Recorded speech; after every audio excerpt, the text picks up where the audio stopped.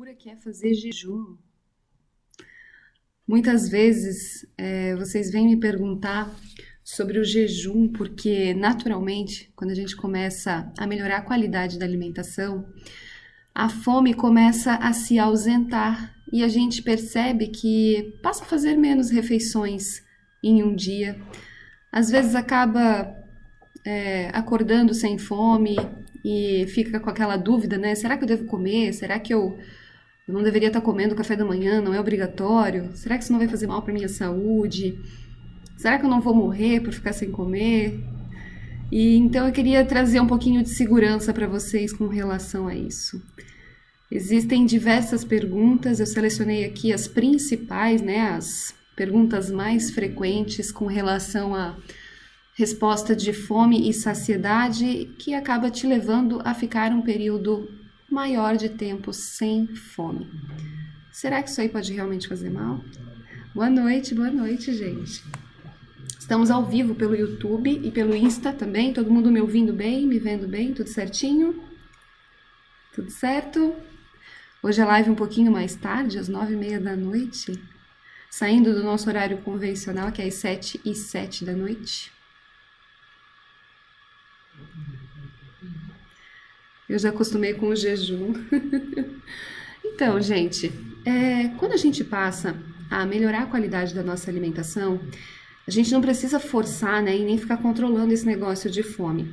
Então, tudo que eu vou falar aqui para vocês agora, com certeza, alguém que se alimenta o tempo todo e que sente fome o tempo todo, vai achar que é besteira, o que é realmente loucura, né? Mas, não é. Dependendo do tipo de comida que você tem no seu hábito alimentar, é natural que tu passe a sentir mais fome ao longo do dia. E se isso não te atrapalha, se isso tá alinhado com o teu propósito de saúde, de alimentação, tá tudo bem, tá? Agora, se não, tu gostarias de ter mais tempo, conseguir focar mais no teu trabalho, conseguir ter mais produtividade, não ter que ficar parando o tempo todo para comer, se tu tens o objetivo de controlar peso, controlar alguma doença crônica não transmissível, talvez seja interessante dar uma atenção maior à qualidade da alimentação que você tem, para que você não precise ficar consumindo, né? Ficar comendo o tempo todo. Até porque a gente não consegue fazer uma refeição densa em nutrientes, né? Uma refeição completa às 3h da tarde ou às 8h da manhã. Enfim, muitas vezes isso não é possível. E a nossa alimentação, ela não tem que ser algo que atrapalhe a nossa rotina, a nossa vida, mas algo que nos ajuda, que nos dá suporte, tanto em energia para a gente fazer as nossas atividades, como em suporte nutricional, densidade de nutrientes. Ué, Julie, mas se eu fizer jejum, acabar acordando sem fome, eu posso ficar sem comer, eu vou ter essa energia? Com certeza você vai ter. A gente vai partir da ideia de que o corpo humano é uma máquina perfeita. Ele não é uma máquina estúpida, né? Onde assim, nossa, se não tivesse nutricionista para dizer pra gente comer de 3 em 3 horas, então a espécie humana já não existiria, estaria extinta. Né? Estaria extinta. E a gente sabe que, bom, estamos aqui. Hoje, com a saúde um pouco mais afetada do que nunca, né? Com doenças modernas que elas são justamente modernas porque antigamente não existiam. E se a gente para pensar o que mudou tanto de hoje para antigamente, justamente a nossa alimentação, a forma como a gente vive, né? Estamos muito mais sedentários, a gente tem carro para ir aonde a gente quiser, a gente tem oferta de comida processada e concentrada em determinados nutrientes a todo momento, comida fácil, comida extremamente palatável, e o que a gente menos precisa é de comida extremamente palatável. Já estamos com o paladar tão adaptado e tão mimado, né, com esse tipo de comida, que acaba que a gente cria determinado vício, acaba alterando esse nosso comportamento em relação com o alimento e ocorre toda uma dependência. Fora como hoje a gente trabalha tanto, tem tanta responsabilidade, né, a gente acaba aumentando a nossa própria carga, aumenta essa questão de ansiedade e acaba descontando muitas vezes no alimento. E ninguém vai ficar descontando em salada, né? A gente vai descontar no quê? Numa coxinha, no chocolate. Naturalmente acaba fazendo essa inversão de papéis, porque são alimentos confortáveis e que muitas vezes nos remetem a momentos da vida que nos trouxeram felicidade e que parece que vai solucionar aquele problema de ansiedade, aquela questão de recompensa ali no final da noite, mas que na verdade, não, a gente sabe que não soluciona isso, né? Comida não traz isso, parece que resolve o problema, mas a realidade é que não resolve. Ela dá aquela tranquilidade momentânea e depois você fica o quê? Preocupado, porque comeu coisa que não devia. Comeu muitas vezes sem fome. Então, gente, com relação à loucura que é fazer jejum, muitas perguntas que me trazem são essas. Jejum faz perder massa magra? Como é que a gente vai conseguir ficar um período maior de tempo sem comer se o cérebro precisa de glicose para funcionar? Não, passou muito tempo sem comer, o cérebro já não está mais funcionando. O jejum vai te deixar com mais fome. Ou que ele pode provocar excessos na próxima vez que você comer. Ou mesmo que ele vai fazer, por exemplo, você ter menos nutrientes, né? Porque já que não está comendo o tempo todo, como ocorre numa alimentação de comer de 3 em 3 horas, será que não vai ter pouco nutriente no teu organismo? Ou que o jejum provoca hipoglicemia, que seria a queda dos níveis de glicose no sangue, e que sem isso também o cérebro simplesmente não vai funcionar. Enfim, jejum é uma loucura. É claro, né? Hoje, com uma educação onde a gente aprende que precisa comer o tempo todo, ficar um período maior do que 3 horas sem comer parece loucura. Parece loucura. Afinal, passa na TV todos os dias, a gente vê em revista o tempo todo, a gente vê na mídia da saúde o tempo todo essa informação de que a gente deve comer o tempo todo, de 3 em 3 horas para o cérebro funcionar direito, para a gente não morrer de fome e para o nosso metabolismo acelerar. Se a gente não comer nessa quantidade, o metabolismo deve parar, né, que é o que acontece, e as pessoas engordam porque o metabolismo delas é que é ruim. Ou seja, o problema está com você, não é no que você come. Quando na realidade é sim o que você está comendo que te leva a ter maior necessidade de comer o tempo todo e cria-se essa dependência. Mas nos fazem acreditar que o problema está com a gente, que o problema está no nosso organismo. Então, por isso que a gente acha que ficar um período maior sem comer pode nos levar à deficiência nutricional, ou mesmo a usar um tecido tão valioso que é a nossa musculatura como fonte de energia, ao invés de usar um estoque de gordura, que é feito exclusivamente para isso. E também nos leva a pensar mesmo que sim, se a gente não consumir nada, se a gente não tiver comida, o nosso cérebro vai parar de funcionar. Se a gente para pensar em todas essas questões que nos vêm à nossa cabeça, a gente percebe que o ser humano não teria chego aonde ele chegou. A gente seria uma espécie extinta. Imaginem antigamente, quando o homem precisava sair para caçar, ele não estava com o estômago cheio, não tinha energia de sobra, e muito menos era uma pessoa com um estoque de gordura exacerbada, né? Ao longo do nosso período de evolução, que começou a ocorrer sobrepeso e obesidade. Isso não é algo que antes ali dos anos 40 era comum, não era comum. Isso passou a ser comum a partir dos anos 70, quando já ocorria toda uma alteração na dieta da população brasileira, da população mundial, e que foi iniciada nos Estados Unidos. Depois, claro, a população brasileira também teve acesso a isso, foram criadas as diretrizes aqui no Brasil também, e que é o que a gente carrega até hoje, né? Toda a alimentação, todas as diretrizes nutricionais ainda baseadas na pirâmide alimentar. E eu sei que muitas vezes pode parecer repetitivo falar isso para vocês, mas é que tem muita gente nova todos os dias aqui no Insta me fazendo perguntas a respeito disso. Para algumas pessoas pode ficar batido, até mesmo no próprio YouTube. Então, bom, para quem isso já é repetitivo, alguma coisa vocês aprendem. Para quem não, para quem é algo novo, então com certeza ainda vai ter isso vai gerar novas dúvidas.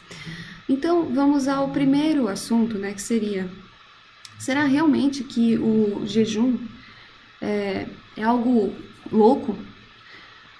Gente, vamos desmistificar isso já inicialmente. Se você janta ali por volta das 8 horas da noite, 9 horas da noite, e acorda por volta das 6 horas da manhã para comer, já fica um período de pelo menos 10 horas sem comer. Ou se tu janta ou tá comendo até 10 horas da noite, e às 6, 7 horas da manhã vai comer novamente, tu já fica um período maior de 8 horas sem comer.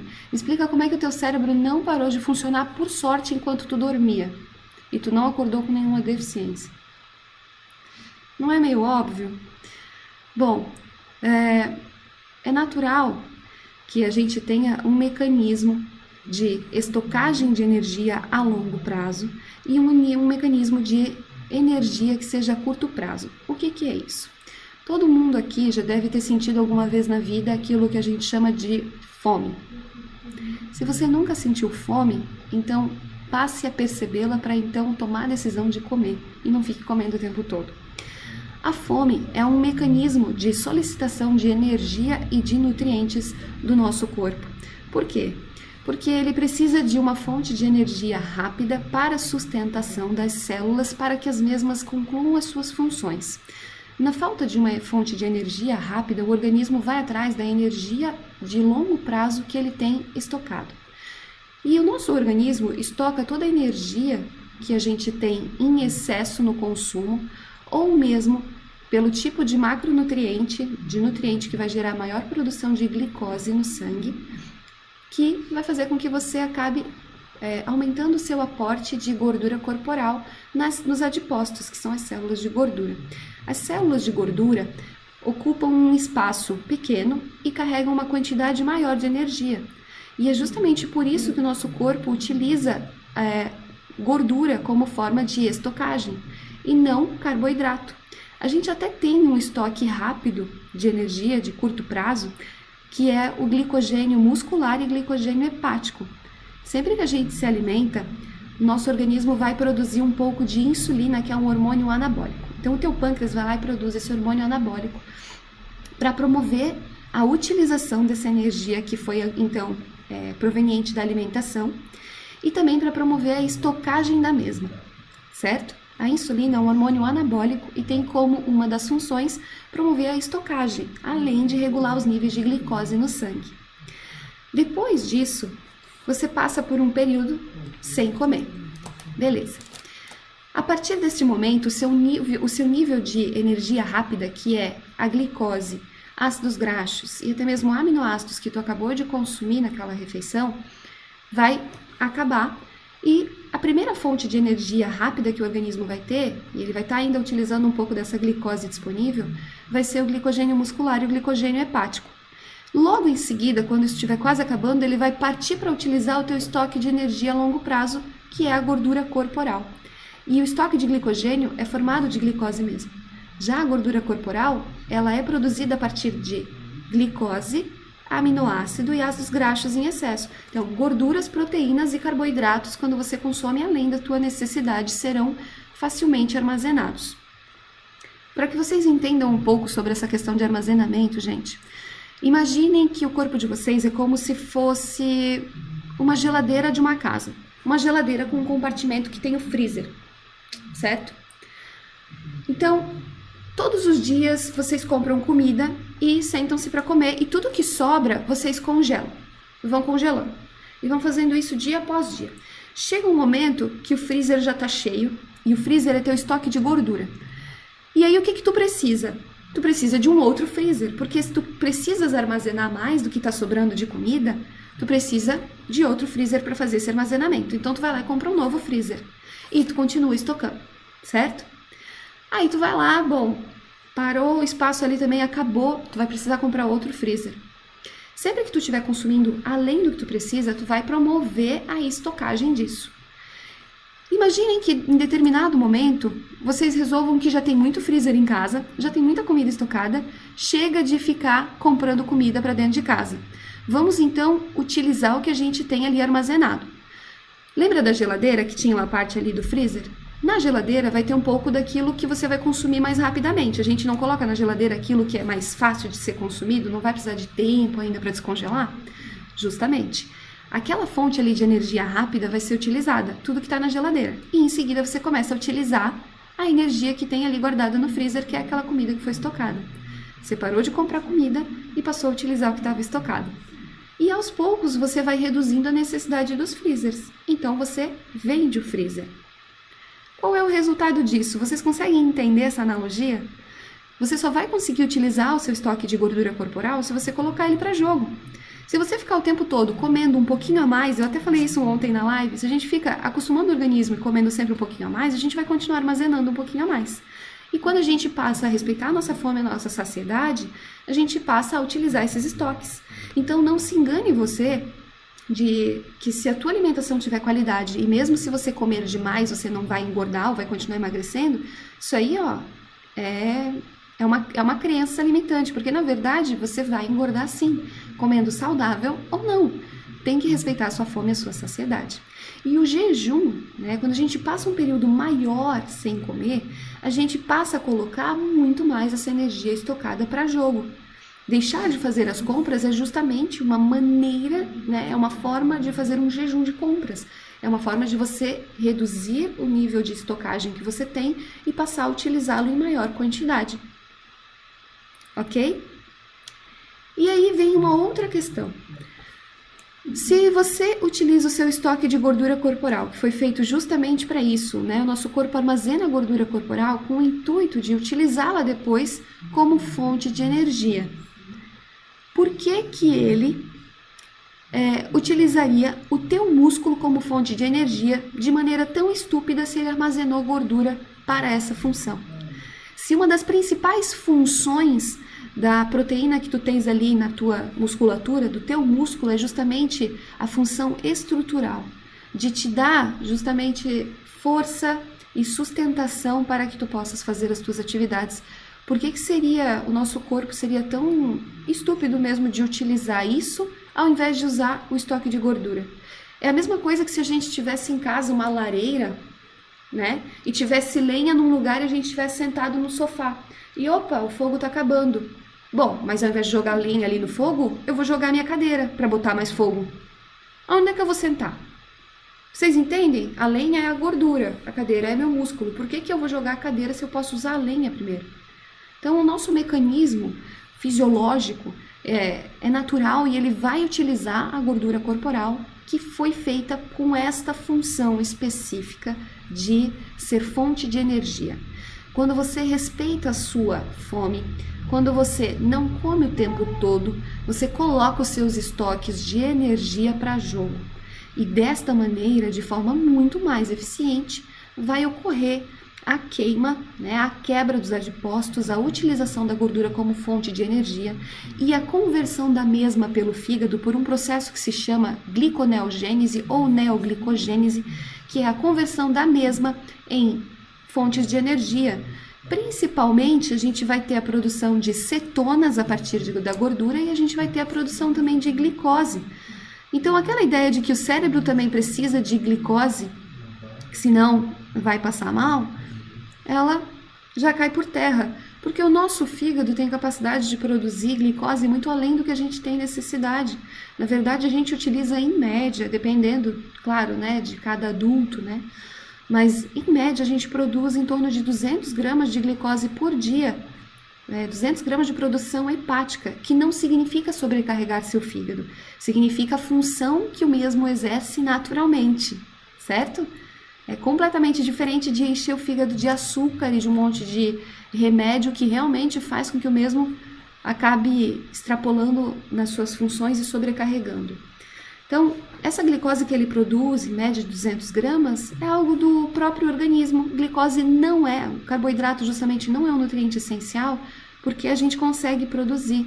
A gente consegue produzir, glicose é a energia da vida, mas a gente consegue produzir a mesma, senão, de fato, a gente não conseguiria sobreviver como espécie, porque nem todas as células conseguem depender dos corpos cetônicos, que também são produzidos a partir da gordura que a gente tem estocada.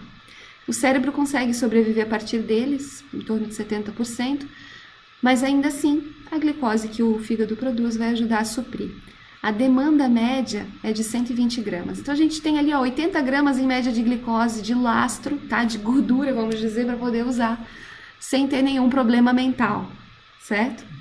Com relação, gente, à questão de fome, se você fizer jejum, você vai passar fome. Quando a alimentação tem mais qualidade, conforme eu sempre explico aqui para vocês e conforme eu comecei explicando aqui nessa live, quando a mesma tem qualidade, a gente acaba tendo uma redução natural da fome.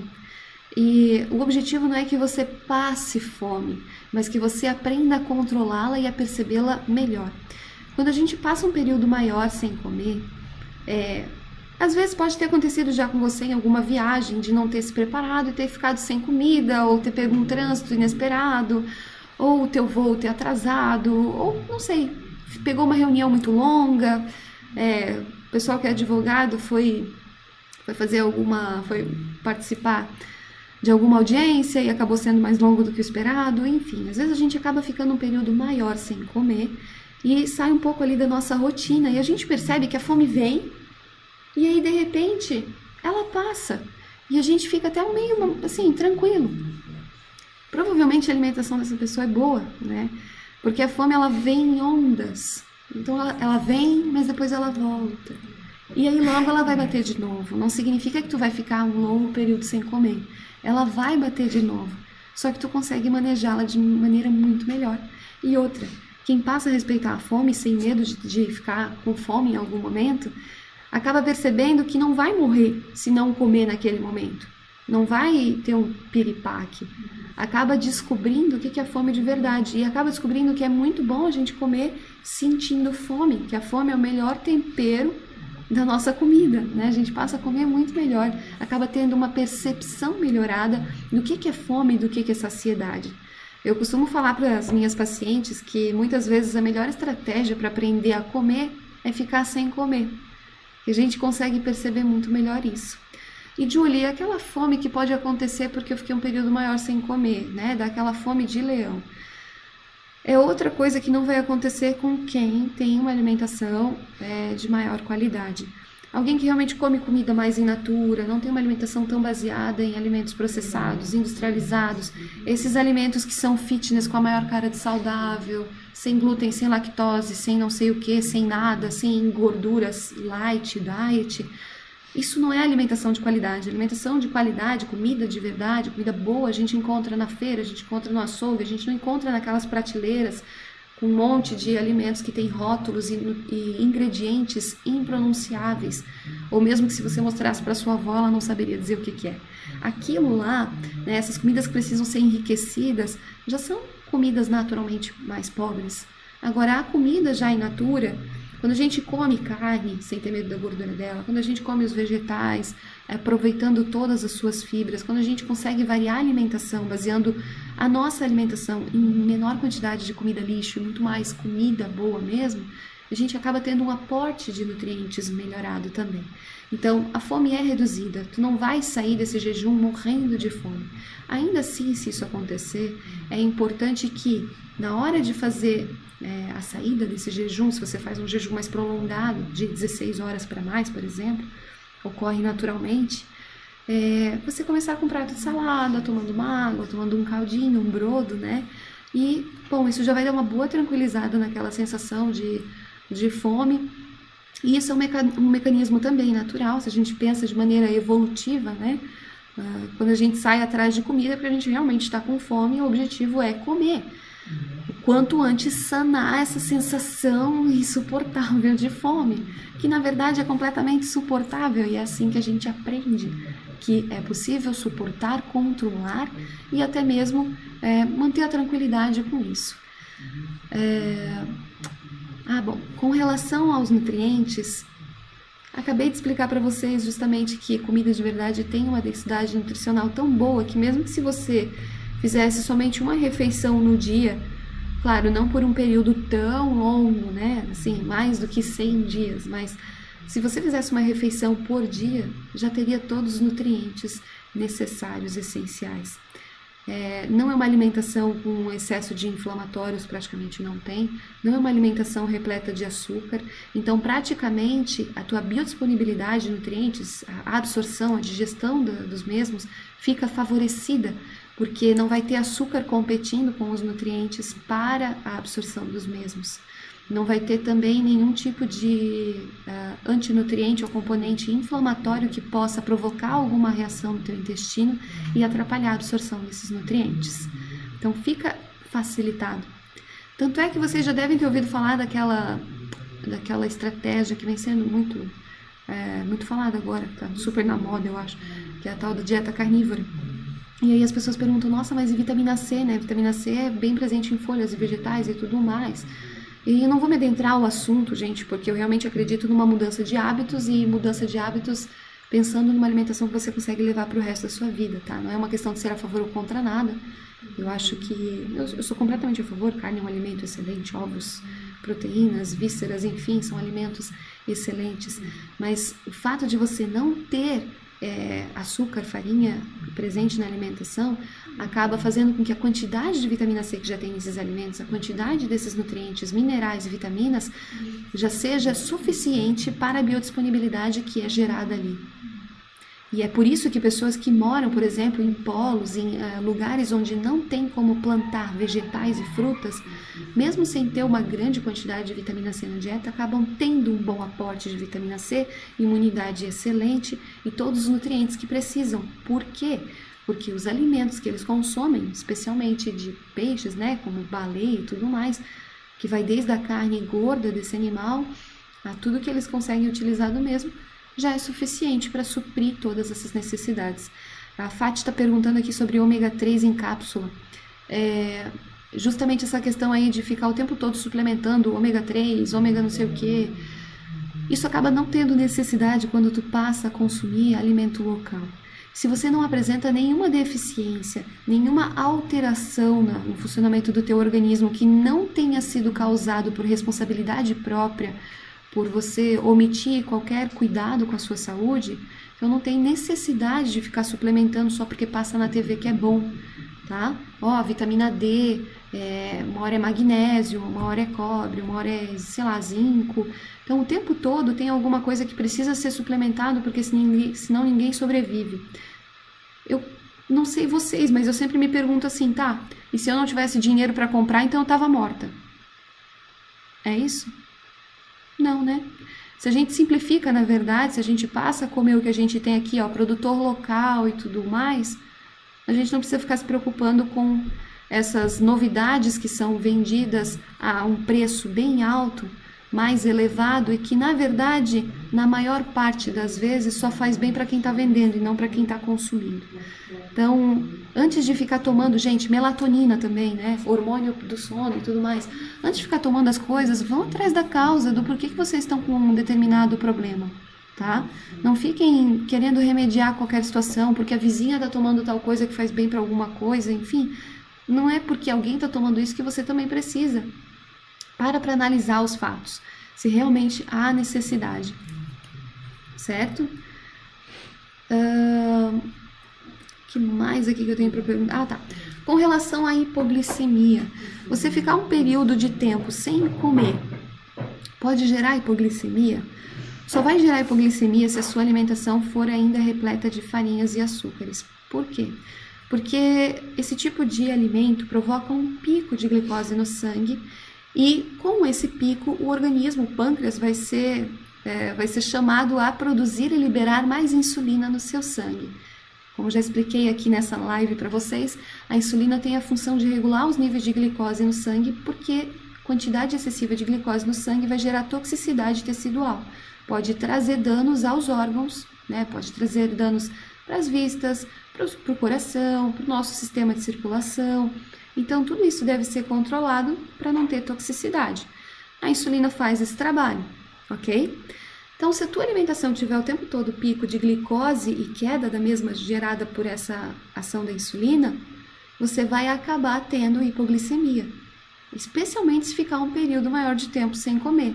Vai ter hipoglicemia, pode passar mal, pode ficar estressado, aquela coisa do mau humor quando muda a alimentação. Agora, se a tua alimentação não é repleta disso, eu não estou falando que tem que excluir essas coisas, tá? Ou que a mínima quantidade vai gerar essa montanha-russa o tempo todo. Não. É só que se a tua alimentação é baseada nisso, tu é o tipo de pessoa suscetível à fome o tempo todo, justamente por esse pico e queda o tempo todo, tá? Então, quem não tem esse pico e queda de glicose e insulina no sangue, acaba tendo uma nivelação da quantidade de glicose e de insulina. Com isso, um menor risco de hipoglicemia. E é justamente por esse motivo que comer comida in natura, né? Ou seja, comida que o homem evoluiu consumindo, é a melhor escolha, justamente porque ajuda a tratar e a regular essa quantidade de insulina e de glicose no sangue. Para pessoas que já têm doenças relacionadas a isso, tipo resistência à insulina, que é provocada por isso. Resistência à insulina é uma doença completamente nutricional e é a base da doença do diabetes tipo 2. Já no caso do diabetes tipo 1, onde há ausência da produção de insulina, nesse caso a pessoa tem que aplicar a insulina e ainda assim ela vai se beneficiar desse tipo de alimentação. Por quê? Ela tem menor risco de morte, já que não vai ter pico e queda o tempo todo de glicose no sangue. Ela não vai precisar o tempo todo ficar corrigindo com altas doses de unidades de insulina e por isso tem menor chance de ter hipoglicemia, que é a principal preocupação do diabético tipo 1. Então, até é bem comum as pessoas com diabetes tipo 1 mudarem a alimentação e com o tempo até fazerem uso do jejum como estratégia de controle da glicemia e da insulina no sangue. Só que, gente, eu tô falando aqui de doença, tá? No caso de diabetes tipo 1, diabetes tipo 2, colesterol, enfim, qualquer condição em que o seu corpo não funcione normalmente, tá? Com a plenitude, né, de uma pessoa saudável, é interessante que toda alteração alimentar, nutricional ou mesmo de tratamento medicamentoso, alopático, deve ser acompanhado por nutricionista, por médico, pela tua equipe que acompanha a tua saúde e tá te olhando mais de perto, né, sobre o teu desenvolvimento. Se tu quer fazer o uso de qualquer estratégia de mudança alimentar, mas comer comida de verdade não faz mal a ninguém. Tu sempre fala isso, eu sempre falo isso, fato. Mas essa mudança deve ocorrer, então, ou de maneira gradativa ou de maneira acompanhada pelo profissional, para que você possa ter segurança na utilização desses medicamentos. Porque um diabético tipo 1 não pode ficar sem aplicar insulina, por exemplo, tá? A gente deve entender que a insulina não é um vilão, ela é uma resposta metabólica à nossa alimentação. E aí, se um diabético tipo 1 deixa de aplicar a insulina, ele vai morrer. Ele precisa aplicar a insulina, precisa ter um consumo adequado e equilibrado para cada unidade que ele coloca no sangue. Então, muitas vezes vocês até assistem as lives aqui, mas eu gosto de alertar vocês quanto a isso, que com a saúde a gente não brinca, né? Afinal, a gente está falando da nossa vida. Então, não custa nada a gente procurar um profissional que possa ajudar a gente, a não ser que a gente faça mudança gradativa ou que as condições de saúde estejam plenas. Ok? Com relação ao jejum, gente, lembrem-se, vocês passam horas durante a noite de sono sem comer. Vocês não precisam comer o tempo todo. Se a alimentação de vocês é baseada na comida mais in natura, aquela comida assim da natureza mesmo, né? Aquela comida que não é processada, tão industrializada, vocês já têm aporte nutricional suficiente, não precisam ficar comendo o tempo todo, não precisa ficar estocando um monte de gordura, porque excesso de estoque vai fazer mal para o corpo. Ele não vai conseguir lidar com toda a logística e o que mais acontece depois de um determinado ponto é que essas células passam a pedir mais comida. É como se o freezer, por mais que estivesse cheio, pedisse por mais comida, né? Como se ele procurasse algum espaço e passasse realmente a aumentar para que pudesse armazenar e estocar cada vez mais. Ocorrem outros tipos de resistências fisiológicas, né? Resistência à leptina, o vício pela dopamina, que acabam levando a pessoa não a engordar porque ela come demais, mas a comer demais porque ela está engordando, ela está num processo inflamatório de produção de gordura corporal, que leva também a outros problemas de saúde, que estão relacionados à síndrome metabólica, né? Resistência à insulina, circunferência abdominal elevada, então tudo isso acaba agravando o quadro. A Fati está perguntando, meu esposo é diabético tipo 2, já tentei colocar low carb, levar na alimentação dele, mas é difícil. Gente, muito boa essa tua pergunta, Fati. É o seguinte, muitas vezes a gente sabe que existe alguma estratégia, como é o caso do diabetes tipo 2, que é uma doença completamente nutricional, ou seja, o tratamento da mesma, né, o real tratamento, que é a raiz, é pela alimentação, já que é causado pela alimentação, tu melhora a qualidade da alimentação, tu trata, tu vais fazer todo o processo de reversão, remissão do diabetes, é completamente possível, tá? Do diabetes tipo 2, não tipo 1. Só que é aquela coisa, sabe, assim, que nem no Matrix, tu tens duas pílulas, tu podes escolher. Aquela que vai resolver o teu problema de verdade, da realidade, ou aquela que é uma ilusão e tu pode continuar utilizando aquele tratamento, mas provavelmente não vai ser a melhor opção. Mas isso é o que eu penso, que não é a melhor opção. A pessoa pode preferir não cuidar da alimentação e tomar o medicamento, independente das consequências que aquilo ali traga. Quando a gente escolhe mudar a nossa alimentação, a gente está aceitando a consequência, ou seja, o ônus de ter que se empenhar em cuidar da alimentação para não ter que usar medicamento. A gente está aceitando o ônus de ter que dizer não de vez em quando para, no caso de um diabético, batata, para açúcar, para mandioca, para arroz, às vezes para feijão, para macarrão. Claro que eu tô até sendo assim, né, falando de comida de verdade também, mas é esse o caso. Às vezes a pessoa ela sabe que o ônus é esse, e tá tudo bem. Ela prefere esse empenho, ela prefere ter esse cuidado com a alimentação a ter que usar o medicamento. Já alguém que escolhe o medicamento, então prefere comer tudo que tiver disponível, certo? Esse é o bônus. O ônus é ter que tomar o medicamento na hora certa, todos os dias, e ter que lidar com as consequências que o mesmo gera. É um caminho mais fácil, talvez, por um determinado período, não o tempo todo da vida. Eu já contei muito aqui para vocês da história, por exemplo, do meu avô, que era diabético tipo 1, que depois desenvolveu diabetes tipo 2, com todo um quadro de síndrome metabólica instalado, e a doença só foi trazendo degeneração dos órgãos dele, né? Foi perdendo a visão, foi perdendo a capacidade de circulação no corpo, aí amputou perna, enfim. Claro, na época foi por falta de informação, porque ele não tinha outro tipo de informação, mas eu não sei o que ele teria escolhido, sabe? E eu não me acho no direito de julgá-lo nesse sentido só porque eu acho melhor a alimentação. Eu acho melhor a alimentação. Eu já descobri que é possível fazer isso, né? Eu consigo fazer isso. Pode ser que ele não conseguiria, pode ser que ele já estava numa fase da vida que isso não era mais tão importante para ele.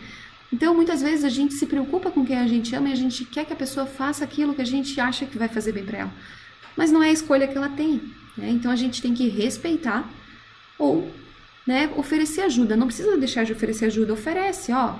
Eu sei que isso aqui vai funcionar muito melhor. Tu tem certeza que não quer saber nada a respeito disso? Não tem interesse nenhum em mudar? Tu prefere continuar com o medicamento? Né? Apresenta os prós e os contras, ajuda a pessoa nesse sentido. Só que tu não tens nada, não podes fazer nada a respeito disso, né? Pra falar bem a verdade. É apenas respeitar a decisão da pessoa. A gente deve respeitar a decisão do outro. A gente não tem o poder de ficar mudando a decisão de ninguém, né? Ninguém deve nada pra gente. Assim como a gente toma a decisão de muitas vezes se a pessoa que não vai comer os docinhos na festa, não vai acompanhar todo mundo. Então é uma decisão nossa. A gente não fica bravo se alguém fica se metendo na nossa escolha. Ai, você nem precisa fazer dieta. Ai, mas tu já tá assim, tu não precisa. Ai, mas por que só hoje? Aproveita com as amigas, não é? Então, assim, cada um faz a sua escolha e cada um respeita a escolha de cada um e tá tudo bem, ninguém se estressa, vida que segue. Jaira tá perguntando, e o problema dos tecidos? Pois o remédio não resolve, os problemas aparecem. Claro, Jaira, realmente, o remédio não resolve. O remédio justamente não resolve porque diabetes tipo 2 não é uma doença por deficiência de medicamento. É uma doença provocada por péssima qualidade de alimentação, pelo estilo de vida, sedentarismo e alimentação ruim, né? Que vai acabar gerando todo o quadro de resistência à insulina, sobrecarga dos outros órgãos e a progressão da doença. Mas, se a pessoa escolhe o medicamento, ela não está fazendo o tratamento para a remissão da doença. Ela só está segurando as pontas, vamos dizer, né? Vamos levar a vida tomando medicamento. E é uma escolha. Sim, uma estratégia de baixo carboidratos resolve, de fato. Mas como eu acabei de explicar aqui para vocês, é a escolha da pessoa, a escolha que a pessoa faz. Eu preferi tratar o meu pré-diabetes com alimentação. Eu poderia ter dito, vou tomar metformina, que é muito mais fácil, e eu posso continuar comendo brigadeiro a hora que eu quiser. Né? Vou poder comer doce a hora que eu quiser, eu não preciso cuidar nada da minha alimentação. Tem todo o ônus. Eu não ia ser feliz com a minha falta de disciplina, para começar. Eu não ia ser feliz com a minha falta de controle. Eu não ia ser feliz provavelmente com o meu corpo, além da minha saúde. Fora que poderia ter problema renal, poderia ter problema do coração, problema hepático, problemas nas vistas, entre outros que vão aparecendo em decorrência de não fazer o tratamento adequado. Mas o importante é que eu entenda que há o bônus e o ônus de tudo, né?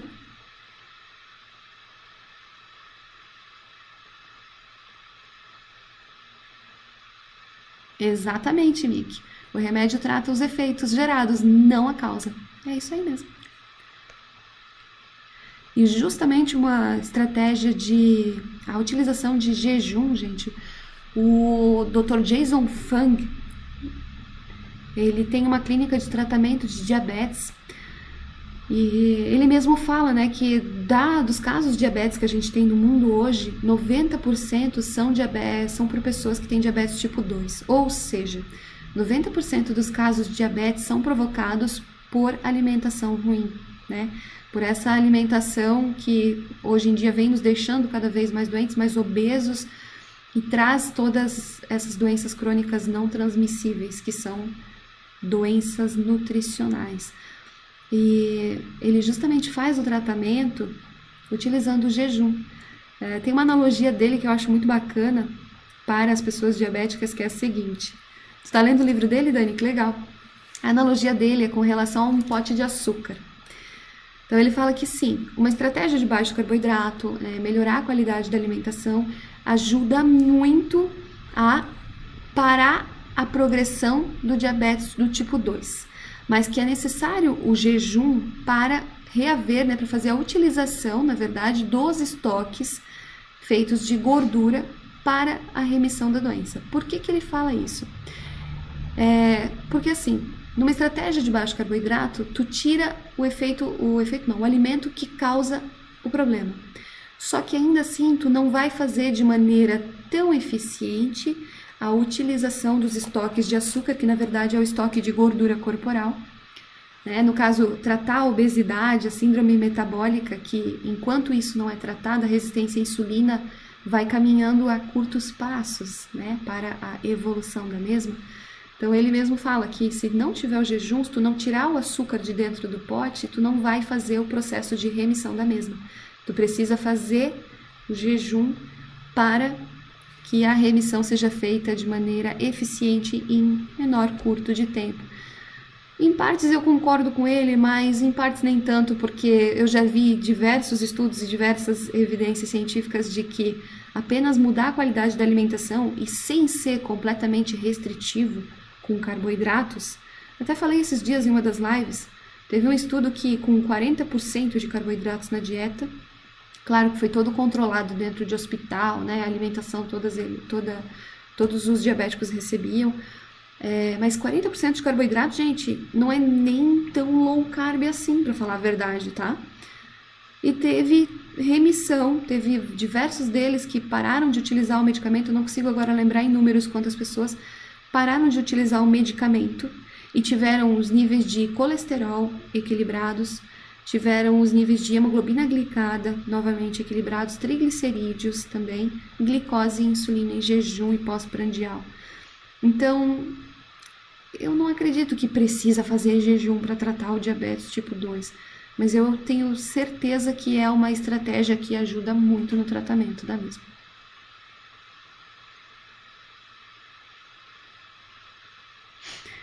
A Keliane Leandra está falando, eu tenho 2 meses de low carb, tem 2 meses que não estou tomando metformina, consegui controlar e agora está normal. Olha, que legal, muito bom isso. Requeijão de kefir está falando que já li certa vez que HDL muito alto também não é bom. O que acha? Olha, eu não tenho como falar de um exame só especificamente, porque se tratando de exames, a gente deve analisar o estilo de vida da pessoa e deve cruzar um resultado com todos os outros. Mas normalmente se o teu HDL é alto, o teu colesterol todo vai ser alto, tá? E para você se preocupar com HDL alto, outros exames devem estar alterados. E aí é melhor você conversar com o médico, ao invés de eu ficar dando respostas aleatórias aqui para vocês. É bem comum do colesterol total ser mais alto. Eu tenho paciente que tem colesterol de 400 e pouco, com HDL de 130, 120, saúde perfeita, intacta, tá? E não pensem que isso é um colesterol ruim, isso é um colesterol excelente. Se a gente faz a relação colesterol total HDL, dá uma quantidade de menor do que 4,5, o que indica saúde cardiovascular. E o HDL realmente é o marcador de saúde cardiovascular que deveria ser mais utilizado pelos médicos, porque quando baixo traz risco cardiovascular. Quando alto, muito alto, mas em desequilíbrio com outros exames, pode ser com outros resultados de exame, tá? Pode, na verdade, ser indicativo de outro tipo de problema. Jaira falou, como eu não soube disso antes, ainda bem que me achei. Legal, Jaira. Que bom que me achou mesmo. A Adriana Lobo tá falando que tomava 2 vezes ao dia losartan para pressão arterial, 1 vez ao dia diurético. Hoje só toma losartan 1 vez ao dia e a metformina a médica suspendeu. Uau! Que legal! Nossa, isso é muito bacana. Eu fico muito feliz. Eu até brinco com algumas pacientes minhas, né, que têm diabetes tipo 2. Alguns pacientes, né, normalmente eu atendo mais mulheres, especialmente com diabetes. Mas eu brinco com elas, né? Uhul, que bom que vocês estão tirando o medicamento. Elas ficam contentes por causa do peso na balança e eu fico contente porque estão reduzindo o medicamento.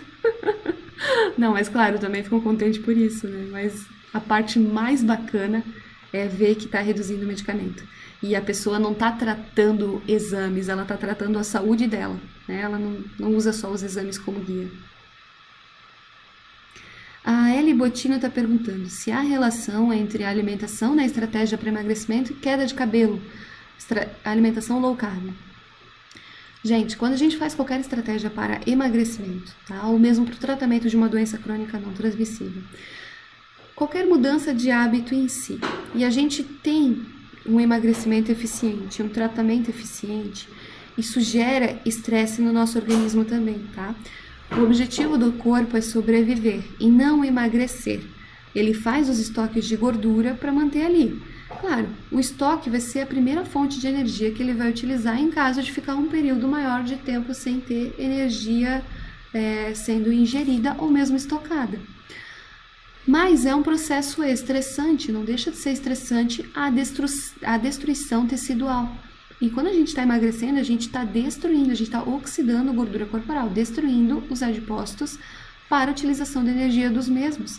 Esse processo é estressante, pode levar a uma queda de cabelo momentânea, pode levar a alguma alteração também na produção de hormônios tireoidianos ou mesmo de outros hormônios. Por quê? Porque emagrecer também é um processo estressante. Se você emagrece rápido demais, pode acontecer, mas logo isso passa. Tá? Então, muitas vezes tu tá ali fazendo todo um processo de emagrecimento e tudo mais, tá sendo muito eficiente, e aí começa a se preocupar porque tá perdendo muito cabelo, e aí tá algo de errado, porque eu perdi muito peso, mas tô perdendo cabelo também, não era pra perder, e pronto, se tu ficar se estressando com isso, vai perder mais cabelo ainda. A realidade é que natural que socorra, tá?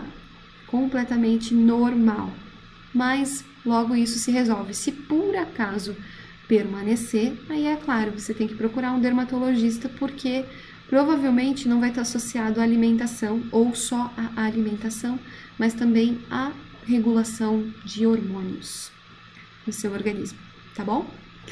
Gente, eu vou ficando por aqui, porque eu acabei de olhar para a hora e vi que tá tarde, e eu tô aqui só respondendo as perguntas, tagarelando com vocês.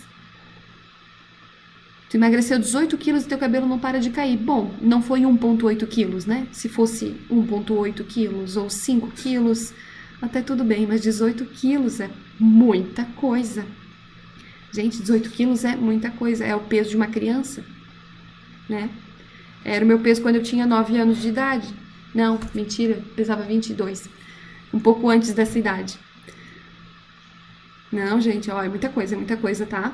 Eli Botino, então, ó, provavelmente é por conta do período que tu teve agora de emagrecimento, que é um processo normal, foi estressante, teu organismo vai se adaptando e logo essa queda de cabelo para, tá? Marcela falou, você é 10, perdi 8 quilos com suas dicas, todo mundo pergunta o nome da minha Nutri, falo que é você. Que legal, bom saber. Então, gente, eu vou ficando por aqui, parabéns, Marcela. Como? Parabéns, Marcela, muito legal saber que só acompanhando assim de longe já teve um resultado assim tão bacana. Parabéns, muito bom. Para quem tirou o medicamento ali também, muito bom. Então é isso aí, gente. Amanhã a gente se vê aqui às 7 da noite, tá? Amanhã não tem alteração do horário. E a gente vai falar novamente sobre jejum. Hoje era só para dizer para vocês que não é uma loucura. Só quando a gente faz de maneira irresponsável, sem acompanhamento profissional, sem entender do negócio, né? Ou quando não cuida da alimentação, mas daí quer fazer jejum para remediar a situação. Não, isso não. Tá? Tem que ter qualidade na alimentação. Jejum não é dieta, ninguém faz dieta de jejum intermitente. Quem faz dieta de jejum intermitente é quem vive de regime. E quem vive de regime não é para ser a pessoa que me acompanha, a não ser que ela queira realmente mudar os hábitos dela. Né? O objetivo é mudar hábito, não ficar vivendo a vida de regime o tempo todo. Thalita? Muito preconceito? Ah, sim, existe muito preconceito com a estratégia. É verdade. Você é a nossa Nutri. Gente, um beijo pra vocês, boa noite. Muito obrigada pela participação aqui da live. Tchau, tchau. Beijo. Beijo. Hoje Beijo assistiu ao também. vivo, né? Hoje foi literalmente ao vivo.